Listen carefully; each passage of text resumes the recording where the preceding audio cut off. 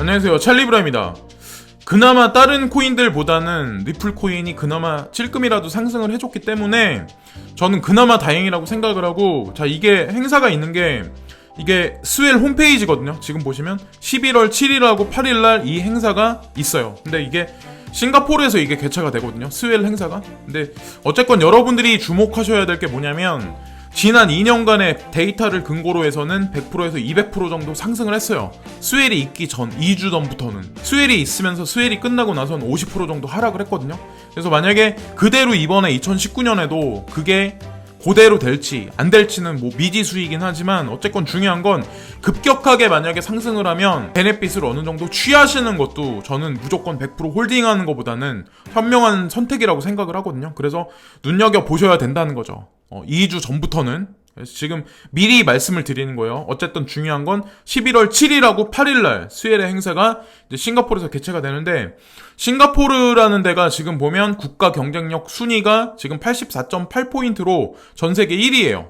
작년에는 2위였는데 1위로 등극했고, 우리나라 같은 경우는 2계단 올라가서 2019년도에는 13위.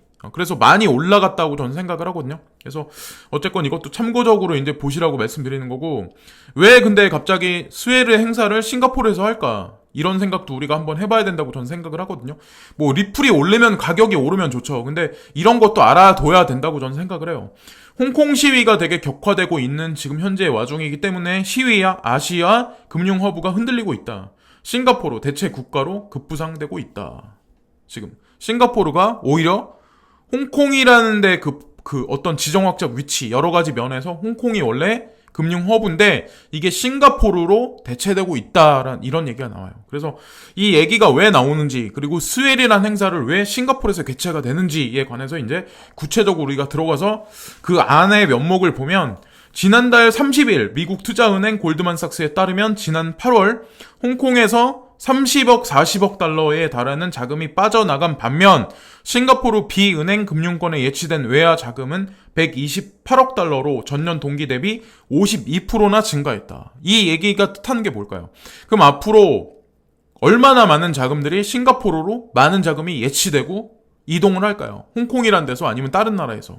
그 얘기인즉슨 앞으로 동아시아에서는 홍콩이 아니라 싱가포르가 금융 허브의 위치로 자리로 올라갈 가능성이 되게 농후하다고 우리가 어느 정도 추측을 할 수 있지 않을까라고 우리 생각을 하거든요. 그리고 거기에 맞춰서 리플사도 왜 스웰을 거기서 행사를 개최하는지에 관해서 같이 이렇게 퍼즐을 맞춰보면 결론을 이제 도출하실 수 있다고 생각을 하고, 홍콩 시위로 인한 공항 이용객 수가 변화 추이되고 있다. 그러니까 사람의 이동도 점점 줄고 있어요. 홍콩이라는데 지금 보면 홍콩 국제공항이 마이너스 12.4%, 선전이 지금 보면 5.8% 상승. 지금 보면 그래서 홍콩에 있는 많은 인프라들이 선전이나 싱가포르 쪽으로 많이 이동하고 있는 게 아닐까. 어쨌건 시위가 장기화되면 장기화될수록 홍콩 내에 있는 사람들한테는 썩 좋지 못하게 흘러갈 가능성이 되게 농후하다는 거죠.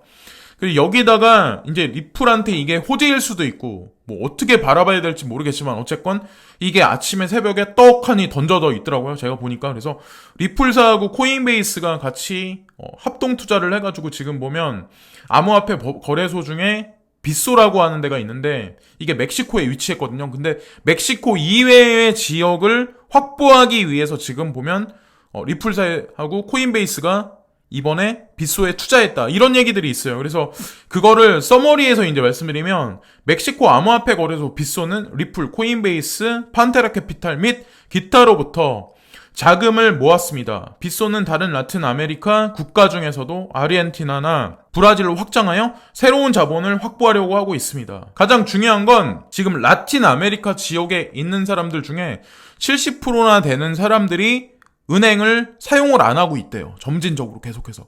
그럼 이 많은 사람들이 지금 보면 암호 자산에 관해서 집중을 하는 사람이 점진적으로 늘어나고 있는 거예요. 후오비 같은 경우도 아르헨티나의 거래소를 발표를 했고, 그러니까 리플사가 빗소를 이용해서 어떤 거를 취할지는 모르겠지만 가장 중요한 게 우리가 바라볼 수 있는 게 유동성 공급을 위해서, 그리고 인프라 확장을 위해서 지금 이런 식으로 움직이는 게 아닐까.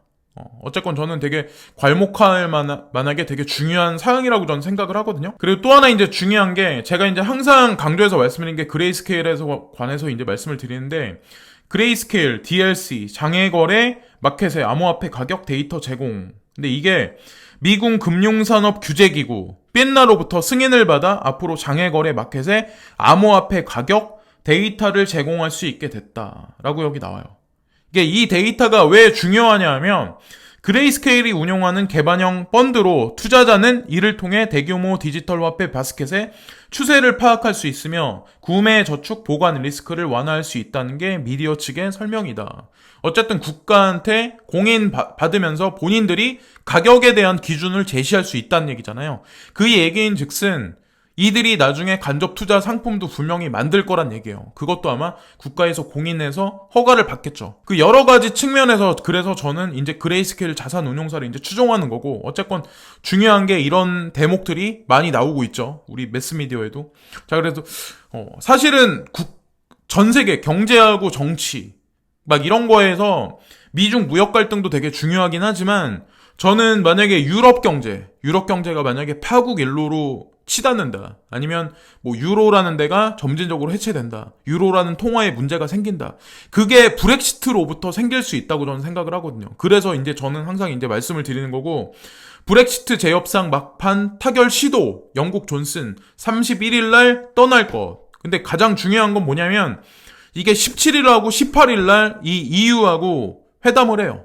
그래서 어떻게 결론 날지는 몰라요. 근데 중요한 건 EU 정상회의 전날까지 양측 간 협상이 이어질 듯. 그리고 영국은 가장 중요한 게 28일부터 교통부문 노딜 블랙시트 계획을 실행하겠다라는 그런 얘기가 있어요.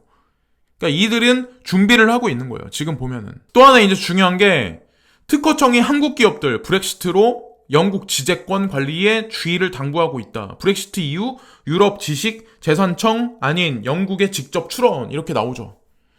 그러니까 우리나라뿐만 아니라 전 세계가 마찬가지로 지금 보면 브렉시트가 만약에 발생이 된다면 어떻게 될까에 관해서 많이 주목하고 있는 거예요. 저는 미중 무역 갈등에 관해서도 잠정적으로는 지금 단기간에 휴전협정이 있지만 그것도 저는 장난이라고 생각하거든요. 분명히 가장 중요한 결론은 뭐냐면 브렉시트가 됐든 아니면 미중 무역 갈등이 됐든 결국에는 불을 붙이는 트리거로 작용할 수 있는 거는 그 두 가지 커다란 빅 이슈라고 저는 생각을 해요.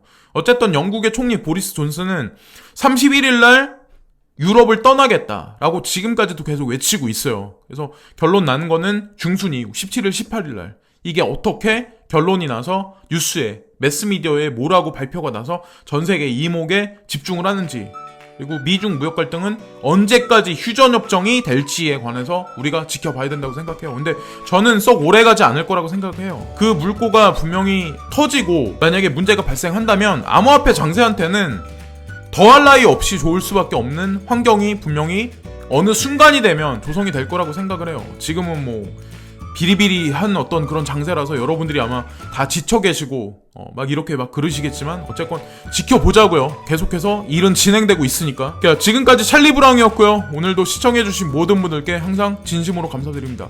구독과 좋아요 부탁드리고 오늘도 즐거운 하루 되세요. 항상 진심으로 감사합니다.